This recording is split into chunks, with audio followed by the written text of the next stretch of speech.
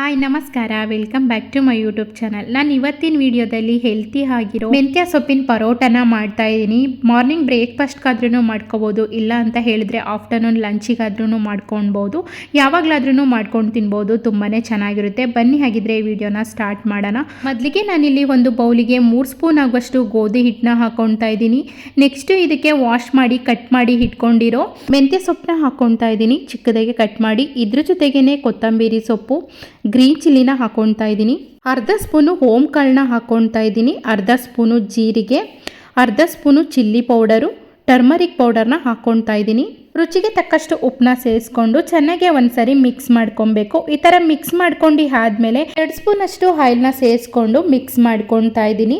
Mix ಮಾಡ್ಕೊಂಡು ಆದಮೇಲೆ next ಇದಕ್ಕೆ ಸ್ವಲ್ಪ ಸ್ವಲ್ಪ ವಾಟರ್ನ ಹಾಕಿ ನಾವು ಹೇಗೆ ಚಪಾತಿ ಹಿಟ್ಟಿಗೆ ಕಲಿಸ್ಕೊತೀವಿ ಅಲ್ವಾ, ಅದಕ್ಕೆ ಇದನ್ನು ಕಲಿಸ್ಕೊಳ್ಬೇಕು. ಕಲಸಿದ ತಕ್ಷಣ ಪರೋಟನ ಮಾಡ್ತೀವಿ ಅಂತ ಹೇಳಿದ್ರೆ ಸ್ವಲ್ಪ ತೆಳುಗೆ ಕಲಿಸ್ಕೊಬೇಕು. ಲೇಟಾಗೆ ಮಾಡ್ತೀವಿ ಅಂತ ಹೇಳಿದ್ರೆ ಸ್ವಲ್ಪ ಗಟ್ಟಿಯಾಗೆ ಕಲಿಸ್ಕೊಳ್ಳಿ.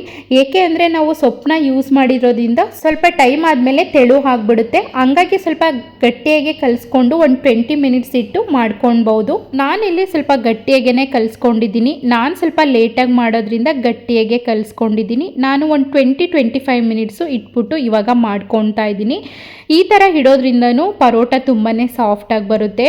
ನೋಡಿ ಎಷ್ಟು ಸಾಫ್ಟಾಗಿ ಬಂದಿದೆ ಅಂತ ಹಿಟ್ಟು, ನಿಮಗೆ ಗೊತ್ತಾಗ್ತಿರ್ಬೋದು ತುಂಬ ಸಾಫ್ಟಾಗಿ ಆಗಿದೆ.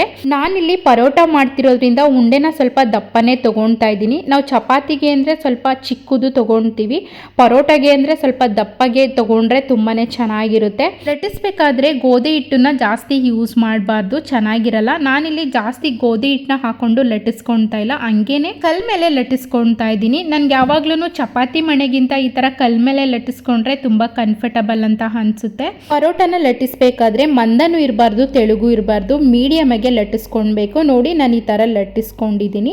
ಉಳಿದಿರೋ ಎಲ್ಲನ ಇದೇ ತರ ಲಟ್ಟಿಸ್ಕೊಂಡು ಪ್ಲೇಟಲ್ಲಿ ಇಟ್ಕೊಂಡಿದ್ದೀನಿ. ನೆಕ್ಸ್ಟ್ ಪರೋಟನ ಬೇಯಿಸ್ಕೊಳ್ಳೋಣ. ಪರೋಟನ ಬೇಯಿಸ್ಕೊಳ್ಳೋದಕ್ಕೆ ಸ್ಟವ್ನ ಹಚ್ಕೊಂಡು ಒಂದು ಪ್ಯಾನ್ನ ಇಟ್ಕೊಂಡಿದ್ದೀನಿ. ಪ್ಯಾನ್ ಬಿಸಿ ಆದಮೇಲೆ 1 ಪೀಸು ಬಟರ್ನ ಹಾಕೊಳ್ತಾ ಇದ್ದೀನಿ.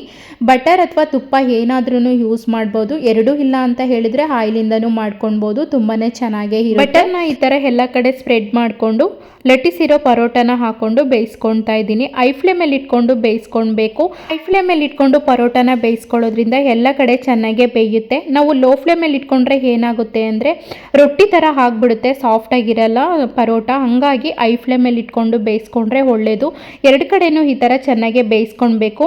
ಬೆಣ್ಣೆ ಅಥವಾ ತುಪ್ಪ ಯಾವುದಾದ್ರೂ ಯೂಸ್ ಮಾಡ್ಬೋದು, ನಮಗೆ ಯಾವುದು ಅವೈಲೇಬಲ್ ಇರುತ್ತೆ ಮನೆಯಲ್ಲಿ ಅದನ್ನು ಹಾಕೊಂಡು ಮಾಡಿಕೊಂಡ್ರೂ ಚೆನ್ನಾಗೇ ಇರುತ್ತೆ.